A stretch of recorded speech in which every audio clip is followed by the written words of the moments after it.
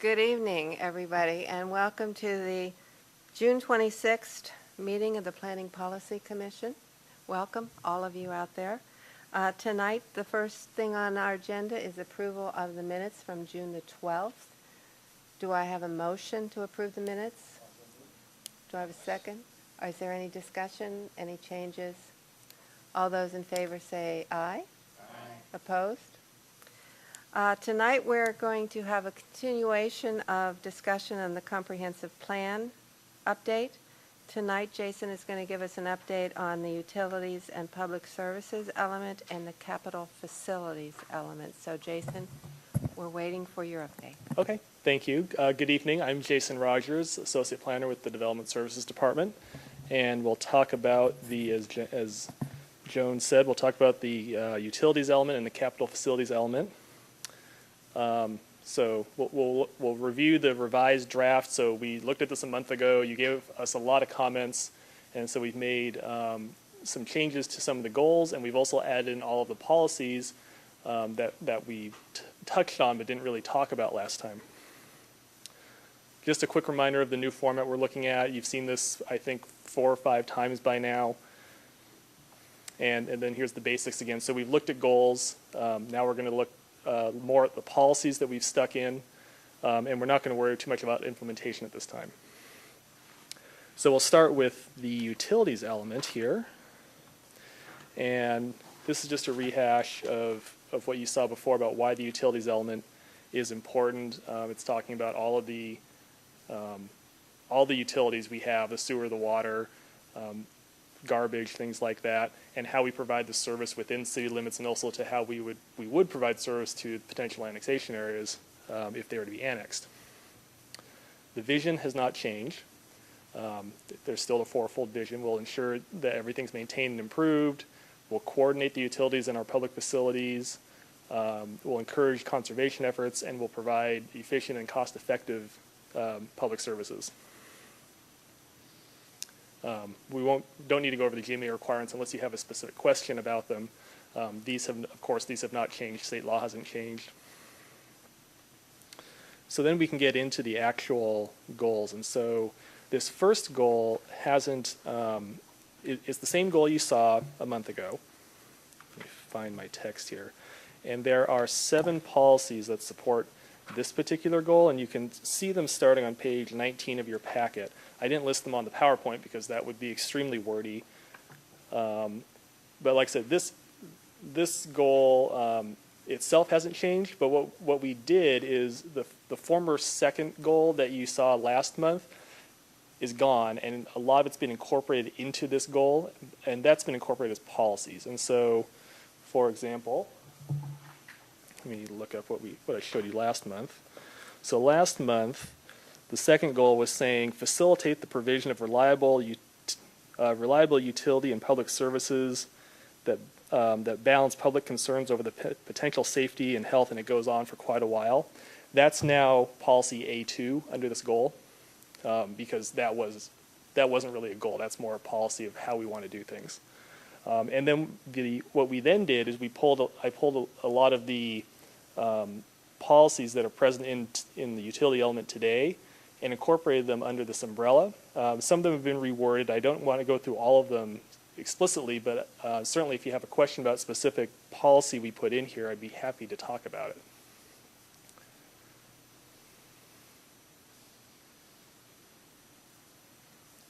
Okay.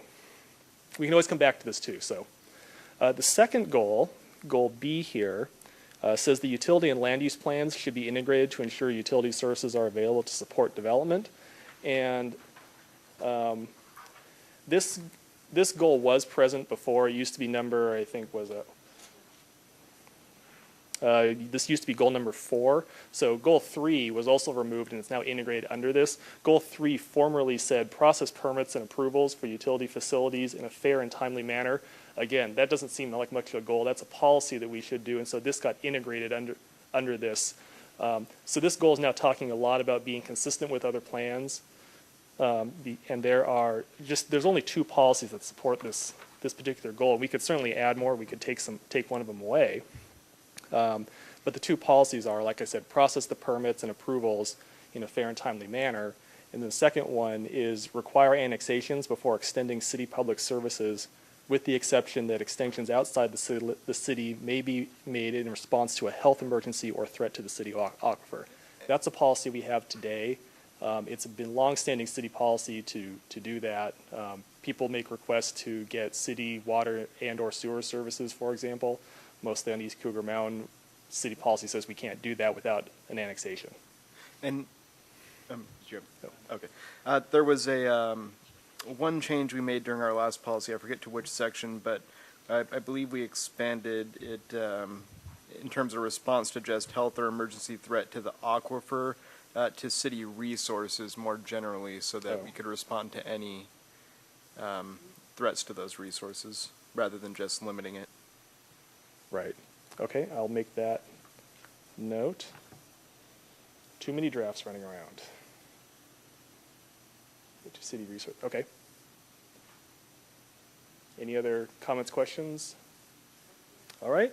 So goal C, this is provide for the city's long-term water needs.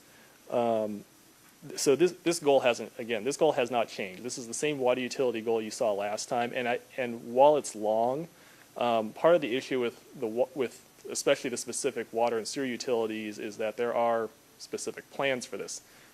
We've decided to move away from simply repeating all of the same policies that are in the individual utility plans and trying to streamline it down. The water utility is still tricky though. So the goal hasn't changed. We cleaned up the discussion a little bit in the element itself, and we've got it down to 13 policies, and there used to be, I don't even, 20-something policies, I believe, specific to water. So there was so we did quite a bit of consolidation. Let's see here, sewer. Oops, that's not the right section.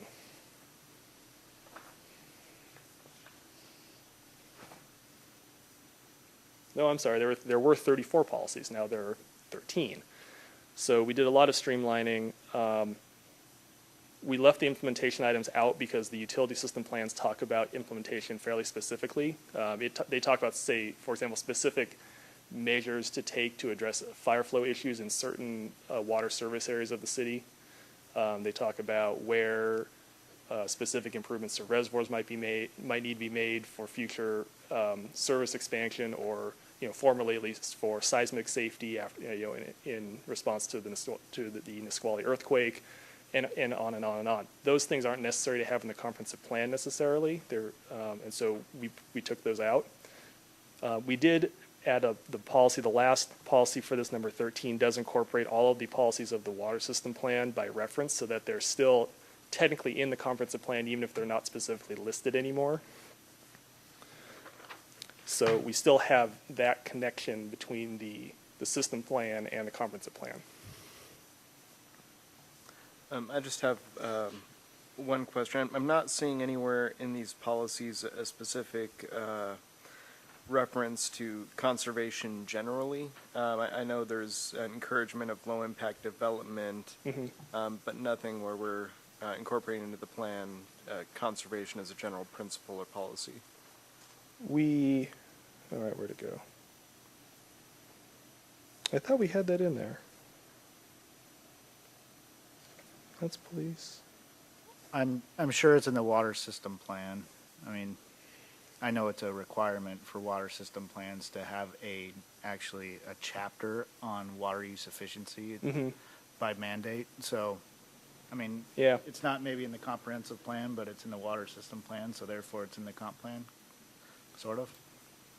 I think the other challenge we have, especially when it comes to conservation items, is there's a bit of a moving target with some of the sustainability conservation items right now, because we're still kicking around whether we want to have a completely separate sustainability element of the comprehensive plan, or if we're going to break all the various sustainability goals and policies into the component elements.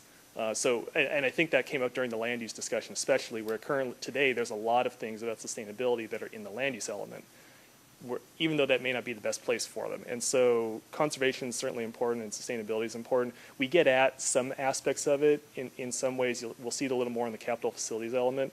But that's something we'll definitely keep in mind, that if we don't end up going that direction, we'll make sure to get some more explicit policies in here. Thank you.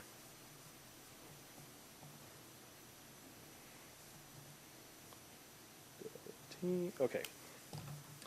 The goal for the sewer utility, there we go. This goal got cut down a little bit. It formerly had some extra text talking about through implementation of the policies within the sewer system plan. That's kind of redundant, because that's the whole point here, is we have these policies, we're going to make them happen. So deleted that. That got added. We added again a reference to the sewer system plan policies. In here, it's the third of the policies. Cleaned up the discussion a little bit. The sewer system plan is surprisingly, or at least the policies for it, like I said, there's only 3, because a lot of the sewer things ultimately come down to implementation. And a lot of things are contained within the sewer system plan itself that don't necessarily need to be related here. So some of the big ones is simply that within the city limits, we want you to connect to the sewer, if at all possible, and we discourage septic systems. That's not to say you can't have a septic system, but we want people to be on city sewers.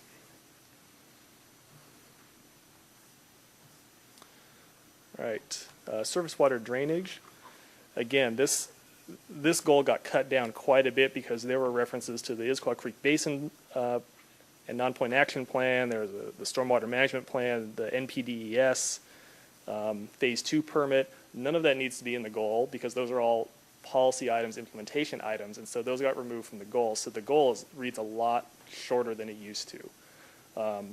Those items made it in as policies. So policy E1 in this case says implement those various plans I just listed. And we can update that if we ever adopt any new plans talking about how we want to protect the watershed and the lake and things like that. We cleaned the discussion up a little bit. There's still a couple references to figures that we will finalize later this year when we get the figures sorted out. And then this, again, the policy is a lot of talk about implementing these various plans, and then coordination. So coordinate with property owners along the creeks to address flooding, for example. Coordinate with other agencies.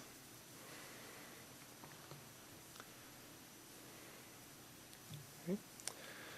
Private utilities. We didn't change this goal, and we inserted the policies. There's 5 of them.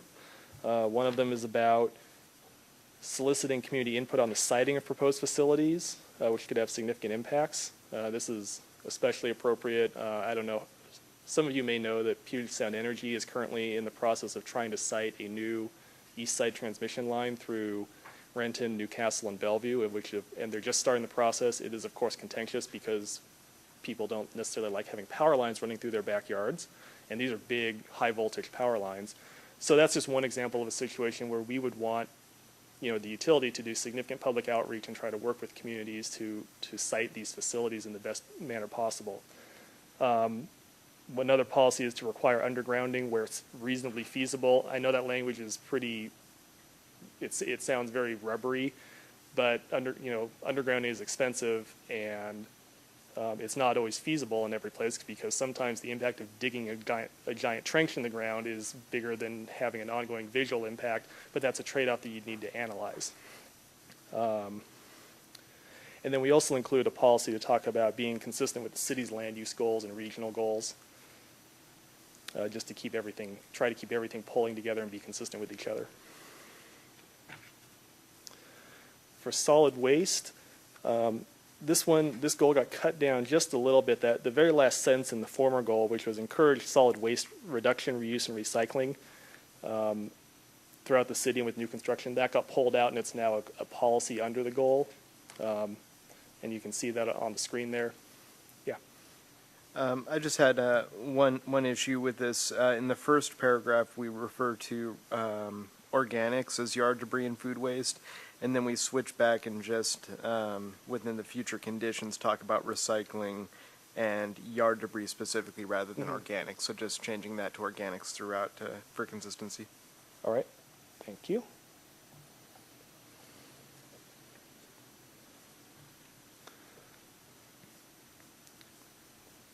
And we looked for updated number. So in the discussion, you know, in the future conditions, we're using a 2008 number, and we're still looking for an updated number from the Office of Sustainability, but we haven't gotten it as of when I had to put this together. So we will get that updated by the end of the year. For public services, again, this goal got significantly cut down. It used to be close to a whole paragraph in length. Now we tried to make it this short, concise sentence talking about we just want to provide police, fire, and emergency medical needs. That's a pretty succinct goal. The part of the sentence we removed is now, again, a policy. There's 3 policy. Oops, I'm looking at the wrong thing. There are 5 policies, excuse me. A lot of it's about coordination. A lot of it's about supporting the fire department, the police department. And so, again, pretty straightforward.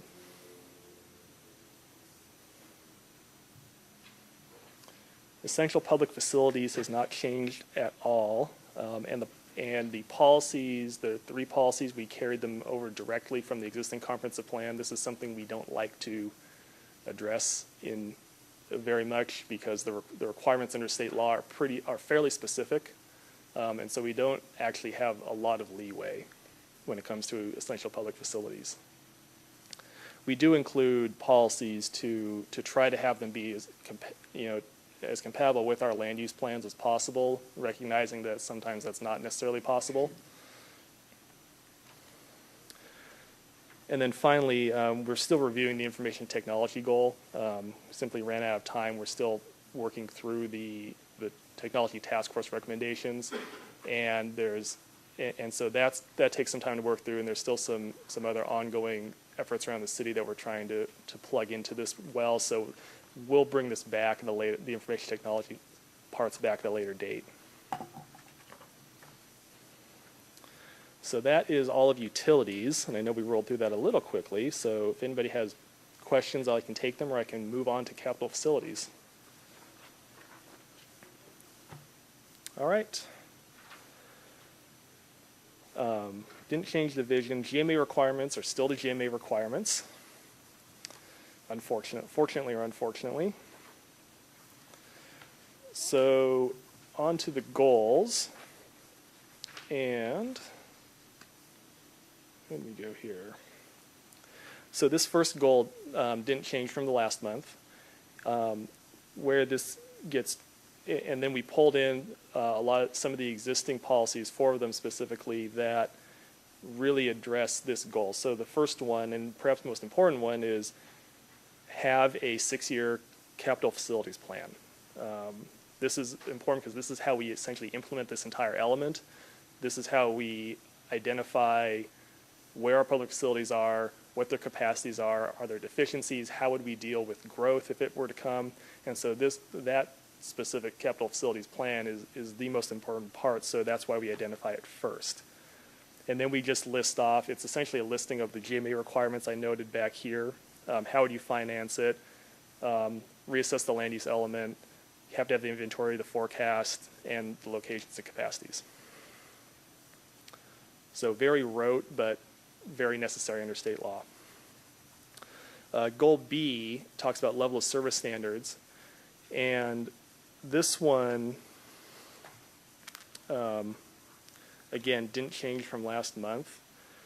But there's 10 policies underneath this, and we really try to consolidate some of the policies because there are quite a lot of capital facilities policies, not all of which are actually fully relevant. This one simply sets the level of service for every capital facility type we have. So it talks about water, then it talks about stormwater management, it talks about sewer, and then and on down the line. And we include references to, say, Sammamish Plateau Water and Sewer District where necessary. So, yeah. Under B1, that use of that word domestic, I think we're referring to that as geographic, but the term could also mean, household as opposed to business. And I just want to ensure that that's clear, that we're ensuring a reliable water supply, not just for housing, but for business as well. That's the implication. So under the way the water system plan is set up, that's what it means. We're not looking to provide irrigation water, I think, is the major differentiation here. But I'll check with Public Works about changing the wording a little bit, see if that can work for them. Jason? Yeah. In policy B7, Yes. there's one officer for every 876 calls and 145 criminal investigations. Yes. What if it explodes and there are more? Do you? More officers? Yeah. Or, Yeah, are there more costs? Do you add more police? How do you change the? so plan? that number comes straight out of the current police impact rate study. And so that was analyzed by one of our consultants who works with us on all of our level of service and impact fees and things like that. And so and I'll admit that the rate study at this point is from 2008, I believe, so it's somewhat old. The city is not necessarily locked into specifically providing one per 876. This is a metric that informs the council that, hey, this is the standard we've set. This is the standard we've researched and found works for the city. And so if we start getting more calls for service, maybe that means we need more police officers. But if we get fewer, maybe it means we're doing a great job and, you know, we don't need to hire a police officer instead of maybe we thought we did. Okay, I just want to make sure it wasn't tied into those numbers and that you could change or do whatever you. Yeah, we definitely can. Is there any way that you can comment in there about fluctuation could increase or reduce? So practically speaking, it does. For example, the number of total calls for service over the last 5 or 6 years has actually remained very static as the city has continued to grow and expand. And so by the level of service metric, we don't need to hire more police officers. And in fact, the matter is we haven't really hired that many police officers in the last 5 years. But we've hired, I can't remember the number, it's a couple of new officers because the city is physically, the city's physically a little bit larger. There's more activity around. And so the difficulty especially for police level of service, is that police officers are not capital. You don't go out and just buy a robot and that's your police officer. You buy police officers are people, and so what the rate study actually does is it relates this all back to police cars because cars are capital, and the general standard is 2 officers per car, and so that's how we kind of back into a level of service for police in a capital facilities manner. It's a little awkward, I will admit, but what that lets you do is it lets you. They could change the standard and say we're going to have 3 officers per car. We're going to have 1 officer per car, and that would really mess with this standard. But it works, and as it turns out, we're doing just fine on the level of service metric. So it does vary quite a bit year to year, but overall we're fine. And maybe the concern is that we're not capturing that there is that ability to fluctuate, as we're doing better than those levels now. Maybe that's a problem with the goal in terms of expressing that these are minimal level of service standards and not the cap. Right. Yeah, we could see here. So, I mean, if the goal was just set minimal level of service standards or to be used, Mm-hmm. I think that would help us all with building in that fluctuation. Well, and I think ultimately the language does say shall be used to evaluate adequate level of service. It doesn't say you must provide this, period, end of story. It's an evaluation tool, not a hard, this is it. Because then if you did that, we'd see, you could theoretically see some year-to-year fluctuations where, okay, we've got to lay off a police officer. Oh, now next year we have to hire 2 police officers, and that's not good for anything.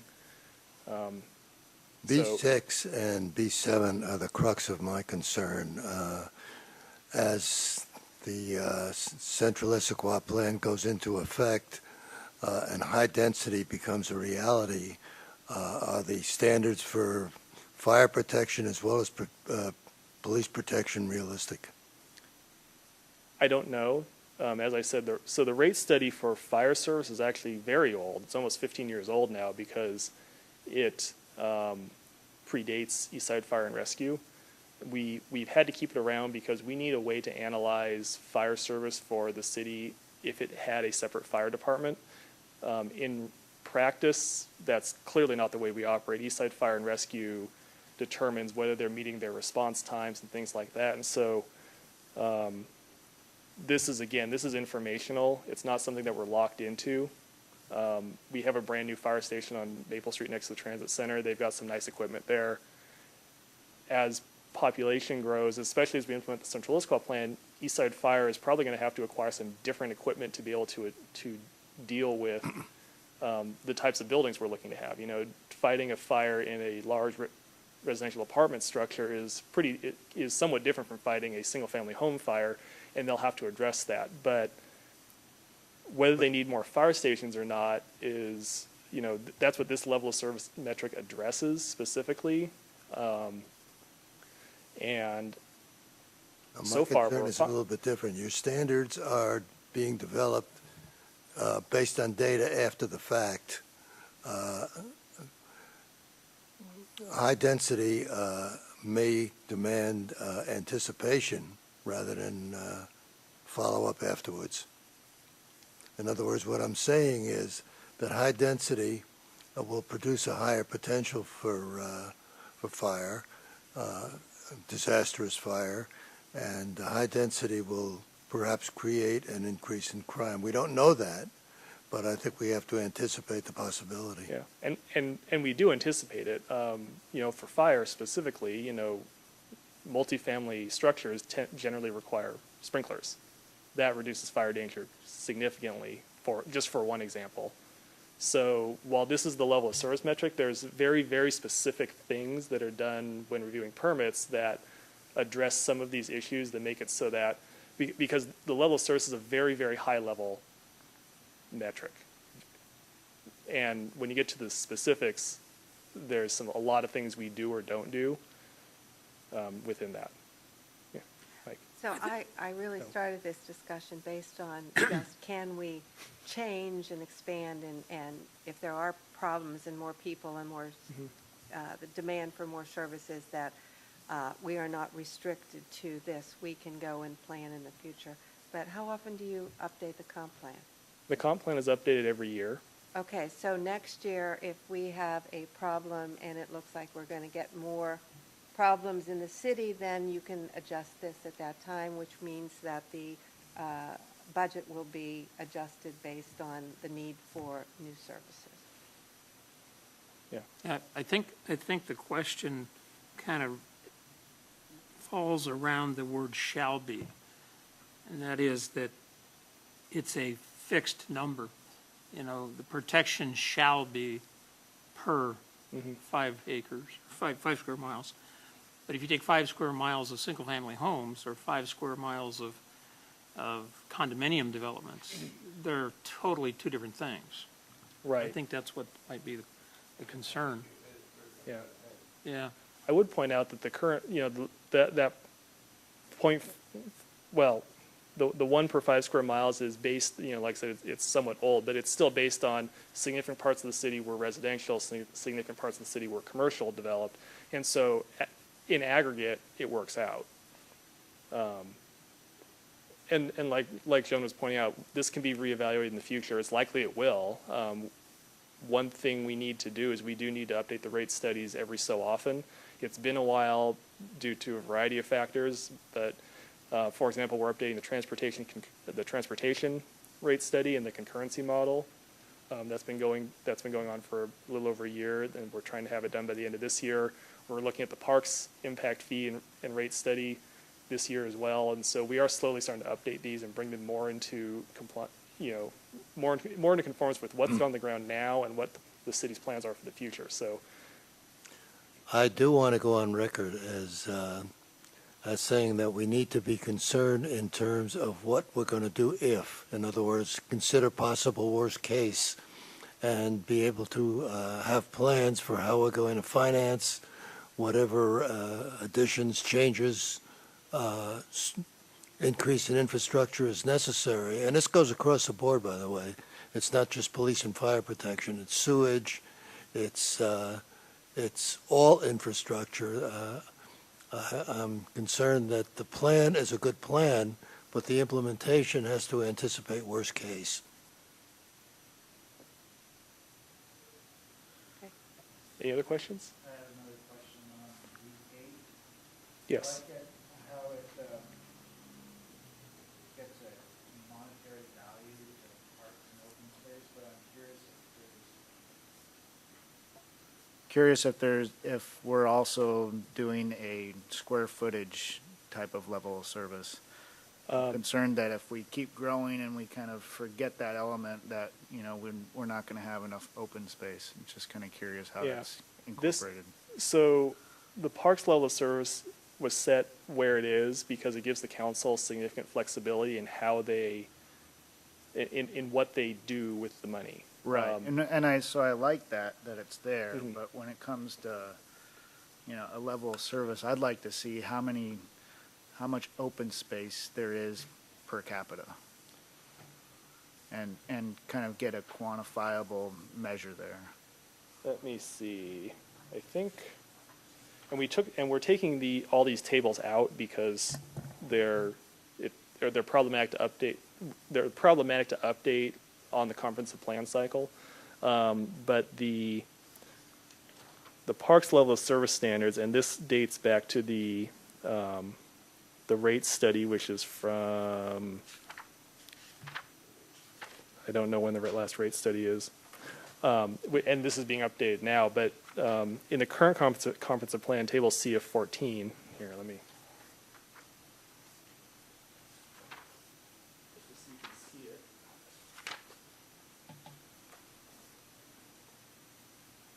There. So this is the table from the, this is in the current comprehensive plan, and this shows back when the rate study was done. I can't remember the date for this, to be honest. Looks like 2006. What we had, how many square feet, how many, and it doesn't break it down per capita, it breaks it into a dollar value because this is how the rate study was functioning. But the information does exist. The Parks Department does actually keep a list of, you know, how many community parks do we need, like Confluence Park, for example, how many tot lots do we need? And they do strive to at least propose projects that would get us there.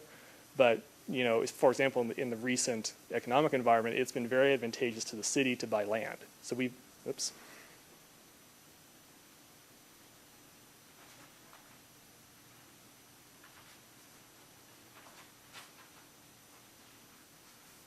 Come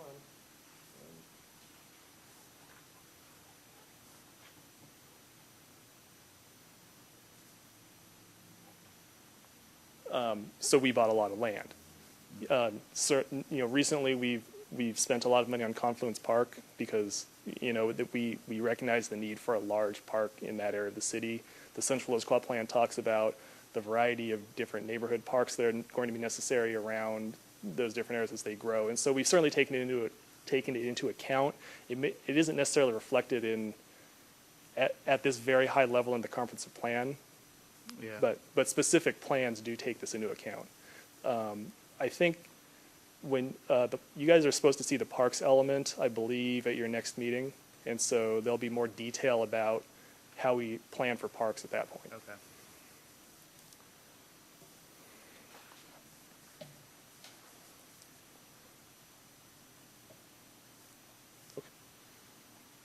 We all good on level of service?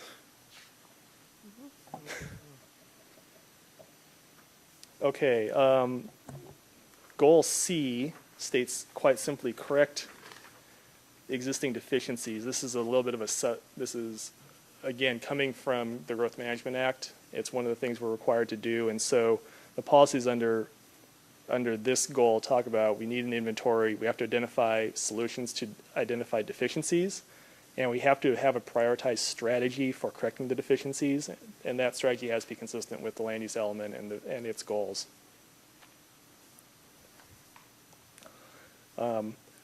Goal D. Really quickly, going back to goal C. Now, I know when we discussed this on, I believe it was May 22nd, and I don't think we had the direct policy in front of us, inventorying the facilities and services, at least in terms of the parks plan, where we had a table that showed how that goal dollar was set. There wasn't any inventory presented. Is this a new requirement under the GMA, or is this something that had existed and we just haven't seen? This is something that's existed for a long, long time. The inventories have always existed, but they've been scattered amongst various plans. The idea here is to pull it all into the capital facilities plan itself, rather than having, so there's a, you guys may not have seen, but there's a volume 2 to the comprehensive plan itself, which has a lot of the background data. It has, at the time it was adopted, of course, but it has that huge inventory of all the capital facilities. There's a map.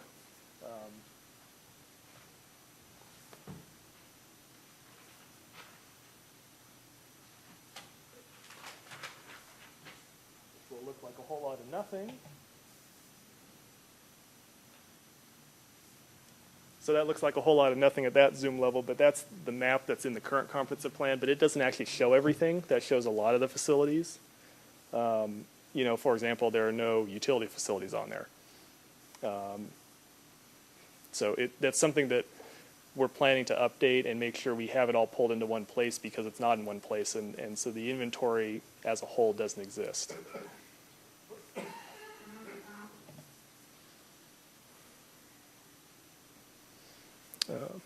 Okay. So goal D. This is actually a brand new goal. You would not have seen it last month, and we wrote this to kind of conglomerate several of the ideas and goals that were in the former capital facilities element that were all talking about a similar thing, and there were a lot of policies talking about a similar thing, but they were broken up, and so we wanted to pull a lot of this in and get under one umbrella. And this talks, so the policies under this talk a lot about, you know, we can only allow development when we have the facilities and the essential services are there. That the development has to provide facilities at its own expense, and we need to provide facilities with the adopted level of service standards. So that's where this goal is coming into play. As I read D1, I'm a little confused. Does the infrastructure have to be currently in place or in anticipation of future development? The capital infrastructure.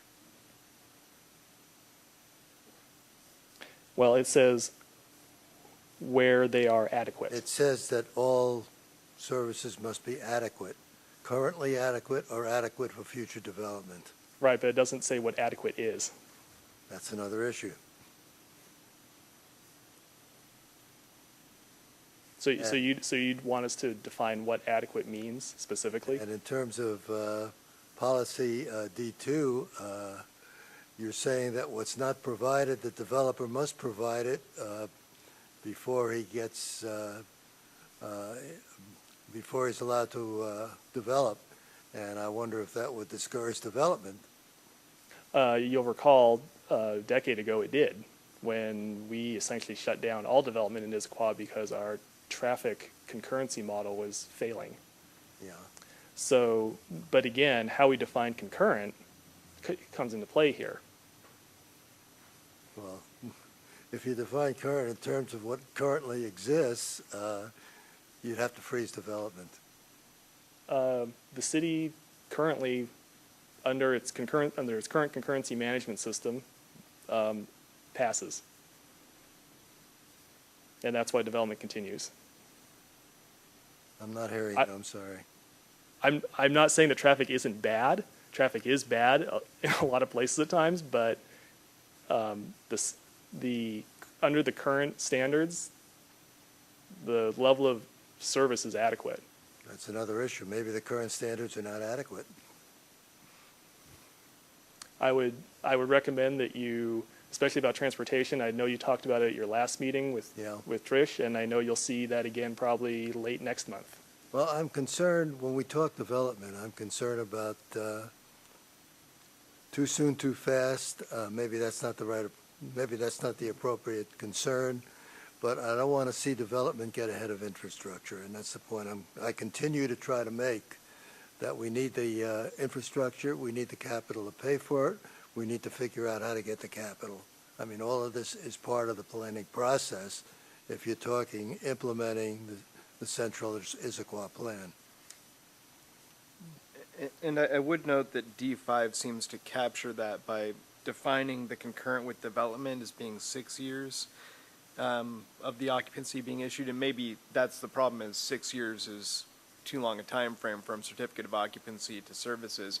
If we get a big boom happening where we have 2 or 3 huge developments go up over 5 years, that's going to really impact those concurrency models. And I think that's a big concern. If I'm we're not even looking at- sure that if you want development and if you want to encourage developers to come in here, then I think the infrastructure has to be in anticipation of that development. It has to be in place, or at least the plans for it have to be in place, so that the developer knows what his costs are going to be and what is going to be in place for him. And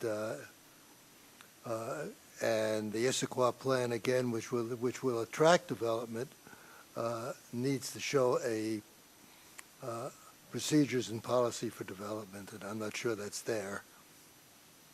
I think the central Issaquah plan very specifically in some cases describes what is necessary. It shows a road network that needs to be built that does not exist today, between, just in the block between Gilman and Mall Street, or Maple Street actually, and 912. There's 2 north-south streets in there that don't exist today that the Central Issaquah Plan calls for. So just for one example, the Central Issaquah Plan got a lot of that in there, and we are planning for it. But again, So- existing property owners have to buy in order for that to happen. Well, they don't have to do anything. They don't have to develop their properties. There's nothing in that plan makes anybody do anything. That's what concerns me. Your streets plan, for instance, anticipates that everybody on that street is going to cooperate and buy in. And if it doesn't happen, you're going to have half streets. You're going to have a hodgepodge. Well, and the streets don't get built and development's not there. So, I mean, that's the way it is. But I think we are very much planning for future development, and this is an extremely 10,000 or even 50,000 foot level view, and the Central Issaquah Plan gets a little deeper into it.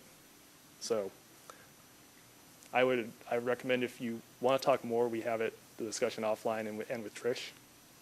Just one comment. When developers go in to present whatever they want to build, they go through a long process, and they know how much it's going to cost them to build. The problem is not the cost that they find out in the beginning. The cost is the changing cost down the line. And so that's where any problems come in. But builders know what they're required to do. The transportation plan tells them how many curbs they have to put in, how they have to get their people from their development into the network of the rest of the transportation. But If they don't like it, and if it's going to cost too much, It'll the discourage builder's not going to development. do it. So, I mean, that's... Yeah, that's realistic. And the other thing that's also realistic is that even if the developer says, okay, fine, I'll build my curbs, but my neighbor next to me, who is an existing property owner, says, hey, I'm here, I'm not buying in, I'm not interested in this developing the street right now, I like it the way it is, and I'm not selling and I'm not developing. I'm not going to comply, I don't need to. Isn't that what went on with the development that's going in where Lombardi's is?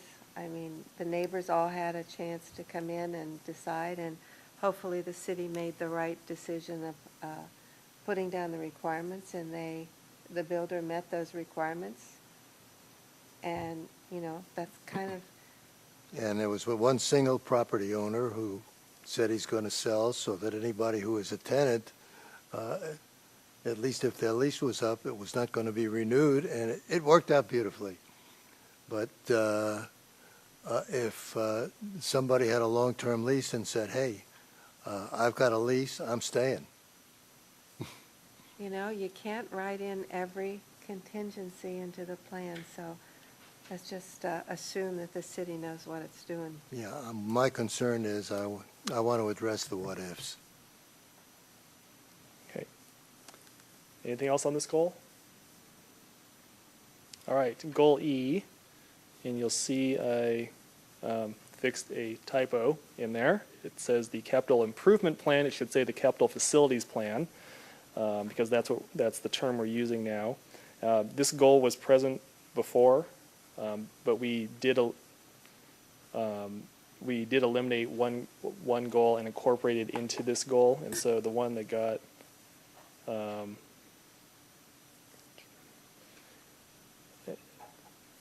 anyway, this goal is all about compatibility and consistency.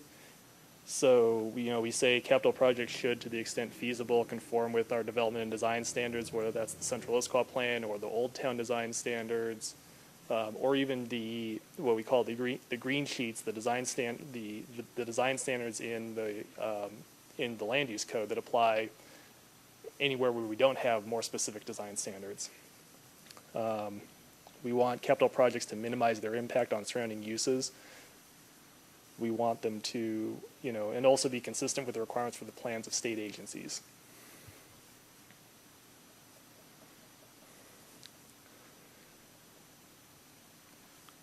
So goal F, the next one, is a brand new goal where we try to pull in a lot of the things that talk about financing capital facilities. There were a lot of policies that were a little bit scattered, talking about how we finance it, how we use the 6-year. Again, there's typos in there that'll get fixed. Capital facilities plan, not improvement plan. And so the first one, and it's actually very important, talks about all city departments shall coordinate long-range financial planning activities. Sometimes we don't always do that, but it's really important that we do that so that we can have a holistic view of what we need to fund and how to do it. Talks about distributing the burden for financing capital facilities in places. It talks about kind of the order that you'd want to use different funding sources, and so it talks about using general revenues to fund projects that would provide a general benefit to the whole community. You can use where you use long-term borrowing, where the facility would benefit more than one generation. So financing the community center, for example, is a great use of long-term financing because it's benefiting us now. It's going to benefit us in the future. It's going to benefit people for a long, long time. Talks about using special assessment revenue or other self-supporting bonds for more specialized projects instead of general obligation bonds, and of course using grants and other private funds where possible. There's a lot in here talking about impact fees, which are somewhat GMA required. And then there's also one about working with the Issaquah School District on school impact fees, because they're the ones who set those, not us. On F2, I'm concerned about the term high priority shall be given. I think funds should only be provided for those who meet the Central Comprehensive Plan goals, not just be given high priority, but I don't think capital should be expended on anything that doesn't meet the capital improvement, the Comprehensive Plan goals. We would have to expend capital to buy large quantities of furniture. I don't think furniture meets any comprehensive plan goal. So I have a general question. So for impact fees, a developer is charged an impact fee. Is there a state requirement mandate that those impact fees have to be associated with the project? So I'm just thinking, I get annoyed when I see like just a half-built sidewalk. Mm-hmm. And sometimes I just feel like there's it would be nicer to have one complete street over here rather than a bunch Right. of sidewalks right there. So it'd be nice if those impact fees can go towards like one project. Yeah. Is that, That's, unfortunately, the answer to that is a little complicated. So under state law, we can assess impact fees. We have to spend them within, I want to say 6 years, or else we have to refund them. We do have to spend the money on something that's at least related to the development that caused the impact. And so we couldn't take money from a development, say downtown here, and spend it way out in Greenwood Point or in the Highlands necessarily, because there's not much of a rational connection there. right, With that said, of course, there's always things we're doing. We're always having to improve sidewalks, for example. Where the sidewalk question gets tricky is a lot of times we require development to build half-street improvements. And so, but we can only require them to build that improvement on their frontage. We can't require them to build it all the way to the corner necessarily, because that's not, they don't own that property. right. Oftentimes what we'll do is, instead of having the developer build it, we'll tell them, pay us the money, we'll collect all the money up, and then the city will build the entire sidewalk all at once. But sometimes the developers don't want to do that. They just want to build it and be done and not have to worry about it. Or sometimes they're really interested in giving us the money and not having to worry about it. So it's a little inconsistent, but over time, the idea is that we'll get everything built and consistent. Yeah. I mean, I've seen some situations where standards change Yeah. in like a 10-year period, and so this one sidewalk gets built, the standard gets changed, and so then, then it's like a setback sidewalk, and 10 years later, so it's just kind of weird. Yeah. Anyhow, that's just my little gripe. That's it. Yeah, I think Ray, going back to F2, I think Ray was kind of pointing at, and maybe I'm wrong or right, but I see what his point is. You've got a word in there called most consistent, and that opens a huge door for spending money on things that are maybe not part of the comprehensive plan. If you close that door by saying consistent with, drop the word most, you're gonna make it a little more tight and required to be part of and inclusive within the comprehensive plan, and not have somebody come in and say, well, policy F2 says most consistent, and this is most consistent with it, but maybe it's not consistent with it. I don't know. Yeah. I'm also concerned with high priority. I don't think, Yeah, that's the same I thing. think that only should be the guideline here. If it doesn't meet the comprehensive plan goals, then it shouldn't be funded, period.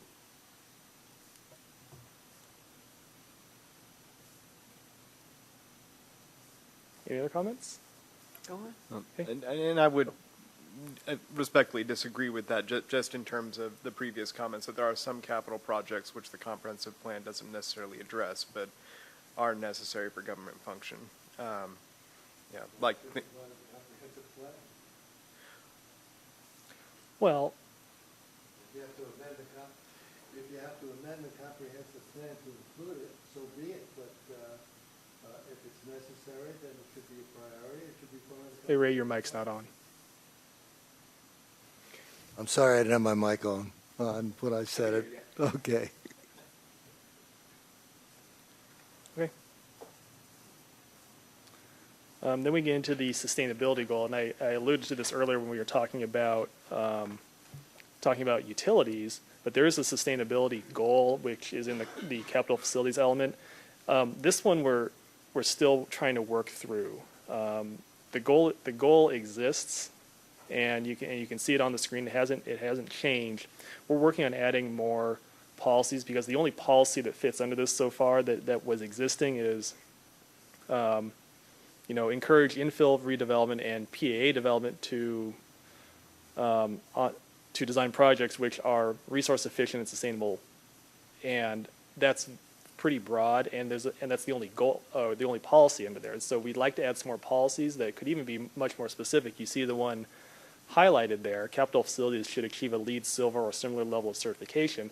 That's just there as an example, which is why it's highlighted. We're not necessarily saying that's a policy we want to pursue, but those are the types of things we're looking at trying to pull in here.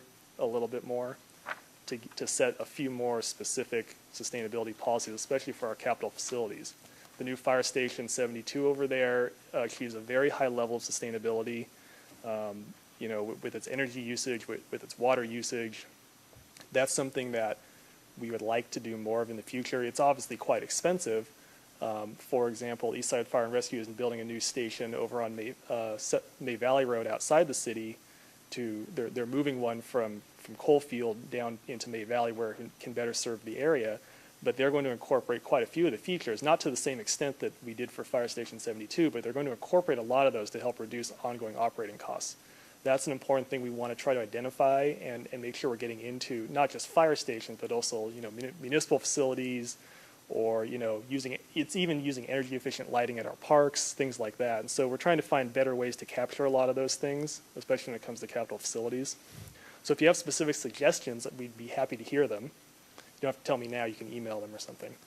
But just keep in mind that you'll probably see a lot more policies when we bring this back as a fully complete version later this fall. Jason, when this comes back, could you bring us, since most of these new commissioners haven't seen it, the list of the capital improvement plan and the TIP, so Yes. that they can see the lists that are already on there, and then again explain the process of how money coming in is diverted to each one of those projects? Yes.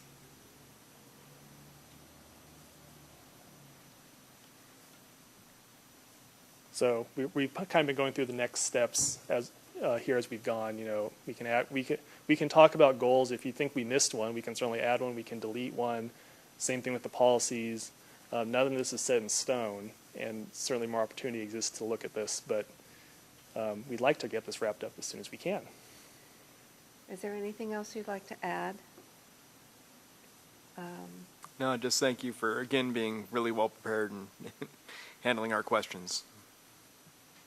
And I appreciate all of your, not that I have any reason to say this, but I really appreciate the interest that you've all taken and the ideas and the comments that you are expressing.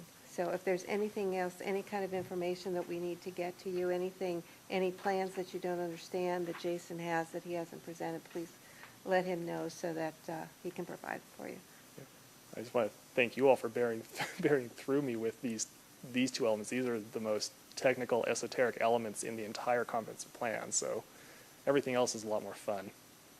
So I look at this as, you know, when you see those cop shows where they have a board and they have all those red lines going to everything, and so you have this. Well, this is in this plan, so we got to make sure that it's in there, and so I expect the board as big as that, those windows back there with all these lines on it. That's all I have. So is there anything else for the good of the order? If not, then we actually are ahead of schedule, and the meeting is adjourned at 7:30. Thank you all for coming.